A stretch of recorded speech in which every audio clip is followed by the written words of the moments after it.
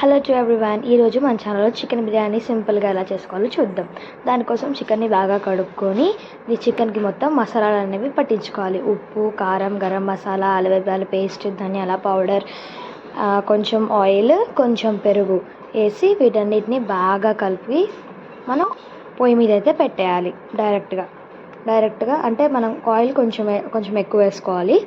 కొంచెం వేసుకొని పొయ్యి మీద పెట్టేయాలి. ఆ తర్వాత ఒక గిన్నె తీసుకొని గిన్నెలో 2 గ్లాసెస్ ఆఫ్ వాటర్ యాడ్ చేసేసి ఇంకా మిరియాలు, లవంగాలు, దాల్చిన చెక్క, బిర్యానీ లీవ్స్, ఇంకా ధనియాల పొడి కొంచెం, ఇంకా మసాలా కొంచెం వేసి కాసేపు మరగనివ్వాలి. మరగనిచ్చిన తర్వాత మనం రైస్ ఉంటుంది కదా, ఆ రైస్ నుంచి దాంట్లోకి అయితే యాడ్ చేసేయాలి.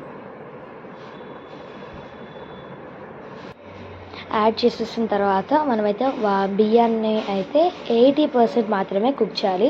చూసారుగా ఎలా మరుగుతున్నాయో వాటర్. ఇందులో పిడి చూసుకున్నట్టయితే ఇలా వాటర్ అయితే ఊరుతాయి. మరికొద్ది కాసేపటికి ఇగో చూడండి, ఇలా మొత్తం పూర్తిగా బాయిల్ అయిపోయి ఆయిల్ మొత్తం బయటకు వచ్చేస్తుంది. ఈ స్టేజ్లో ఉన్నప్పుడు మనం 80% కుక్ అయిన బిర్యానీ మన బాస్మతి రైస్ని అయితే దీంట్లోకి అయితే వేసేసుకొని దాని మీద మనం యాడ్ చేసుకుంటాం కదా ఫ్రైడ్ ఆనియన్స్, కొంచెం చిల్లీస్, కొన్ని ఆనియన్స్ యాడ్ చేసుకునేటివన్నీ యాడ్ చేసేసుకోవాలి. ఆ తర్వాత కొత్తిమీర కూడా యాడ్ చేసేసుకోవాలి.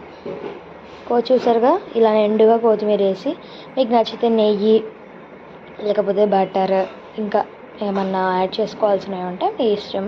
ఫ్లేవర్స్ కోసం కొంచెం కలర్ యాడ్ చేసి కలుపుతారు కదా, ఆ కలర్ కూడా మేమైతే ఇక్కడ ఒక నిమ్మకాయ అయితే పిండుతున్నాం.